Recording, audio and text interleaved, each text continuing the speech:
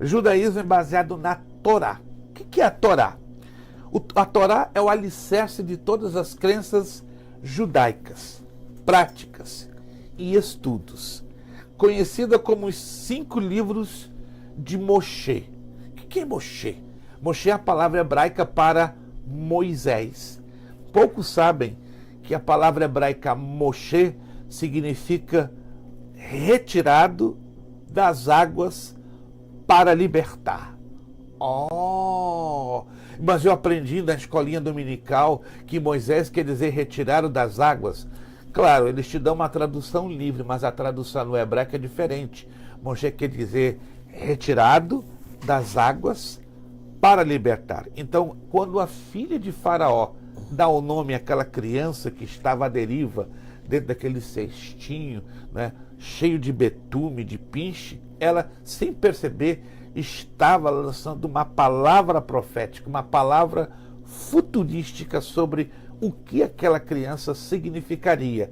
Ela não apenas estaria sendo retirada das águas do Nilo, mas com o propósito de libertar. Anotou? Moshe, ou Moisés, do hebraico, quer dizer retirado das águas para libertar. É interessante deixarmos claro que em seguida da Torá, ou seja, dos 5 livros das Escrituras Sagradas, os primeiros 5, vamos lá? Se alguém vai esquecer, talvez alguém já esqueceu, né? Gênesis, Êxodo, Números, Levítico e Deuteronômio. Isso é conhecido como a Torá ou a tradução livre, lei. Depois, né, dos livros que compõem o Pentateuco, ou os 5 que é a Torá, vem os profetas e os escritos. No hebraico, profetas é Neviim e escritos Ketuvim. Interessante, né? Torá, Neviim, Ketuvim. Vamos lá? Torá, os 5 primeiros livros. Neviim, os profetas, que são 17 profetas, 12 menores, 5 maiores. E Ketuvim, que são os escritos. Esses escritos são considerados tanto os livros históricos como também os livros poéticos. Isso aqui é bem interessante e olha, talvez teríamos que ter um segundo, um terceiro, mas deixa quieto. O tempo é pequeno, então a gente tem que trabalhar dentro do tempo. Juntos, esses 3, essa trilogia, essa trindade, formam a Torá escrita. Tem a Torá tradicional, que são os 5 primeiros, mas a Torá escrita é o conjunto dessas 3 categorias. Repito, os 5 primeiros livros de Moisés, o Neviim, que são os profetas, um total de 17, e o Ketuvim. Então, esse conjunto de 3, eles fazem parte da Bíblia hebraica, que envolve os nossos 39 livros do Antigo Testamento. Esses livros foram escritos ou dados com tradições orais, que interpretam e elucidam ensinamentos, às vezes, escute essa, um tanto enigmáticos, não tem uma resposta muito direta ou objetiva, é como estivessem permeadas com um certo nível de mistério. Essas tradições orais, que eram transmissão boca a boca, pelo que se ouvia e pelo que se falava, foram coletadas naquilo que se tornou o Midrash e o Talmud. Já ouviu falar do Midrash ou do Talmud? São os livros das tradições judaicas mais respeitadas, mais veneradas e mais consideradas por todos os judeus na face da terra. A Torá escrita não pode ser plenamente entendida sem a Torá oral, ou seja, o que está registrado, o que foi registrado no papel, ela tem que estar em conexão com aquilo que foi falado, ouvido, transmitido, ou seja, de maneira oral. Anotou? Entendeu? Como é interessante isso aqui, né? Esse é o primeiro fato. Então, o judaísmo, ele é baseado na Torá. Repete comigo. Torá quer dizer lei. E esta lei, basicamente, está nos 5 primeiros livros de Moisés. Depois entra o Neviim, que são os profetas, e entra o Ketuvim, que é o restante do conteúdo do Antigo Testamento. Segundo fato, judeus, israelitas e hebreus são o mesmo povo? Olha isso aqui, vai se surpreender. Abraão. Quem foi Abraão? Conhecemos como Abraão, mas no hebraico seu nome é Abraham. Abraão é o pai do povo judeu.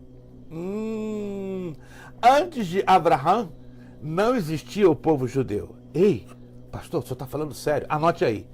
Antes de Abraão, não existia o povo judeu. Porque a palavra judeu ou hebreu vem de um nome que está lá no Antigo Testamento. Eu vou refrescar sua memória. Vem de Eber. Para começar a história, Abraão não era judeu. Ele era ugarita. Sim, lá daquela região do Golfo Pérsico, da Suméria, do que era a antiga Babilônia. Ele pertencia a uma nação idolátrica, que pelo menos adorava de 1685 a 1815 deuses. Por isso, o Deus Todo-Poderoso, o El Shaddai, o El Olam, o El Elyon, o grande Eu Sou, se revela a Abrão para executar um propósito específico. Seu neto, quem foi o neto de Abrão? O mais importante deles, Iacov. Iacov é a quem conhecemos por Jacó. Outra coisa que eu quero aqui deixar claro, porque se cria muitas mistificações de nomes bíblicos que são hebraicos na sua maioria. Muitos dizem, qual o significado do nome Jacó? Mentiroso, enganador. Aí você se engana, que Jacó não significa mentiroso nem enganador.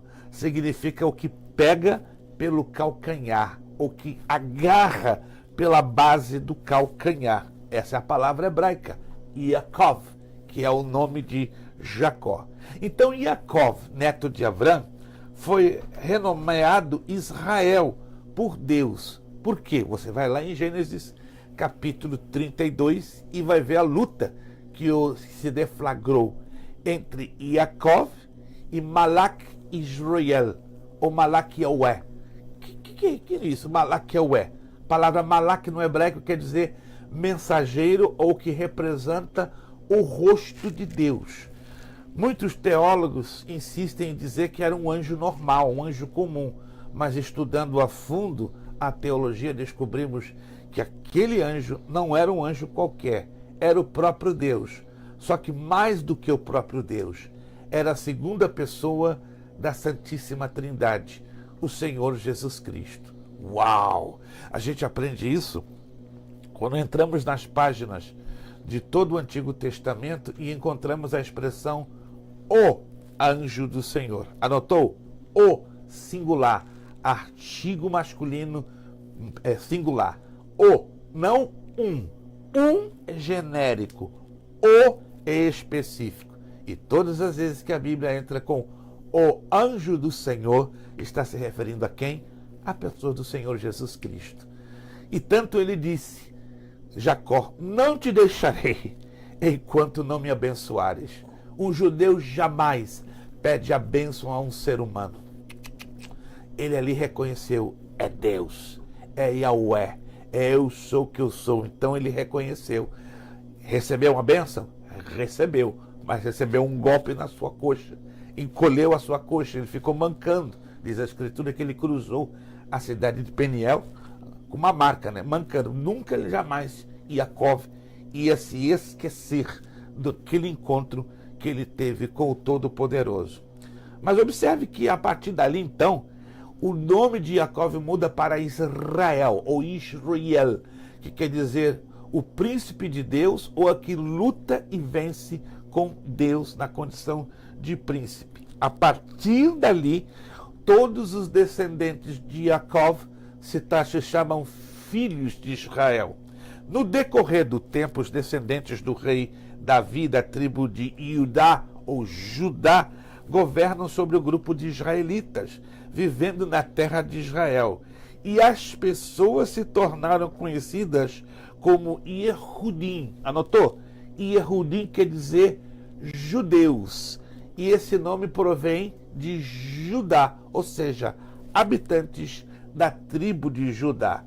Esses três nomes geralmente são usados de maneira alternada, revezadamente, dependendo do tempo e do local. Resumindo, judeus, israelitas e hebreus são o mesmo povo.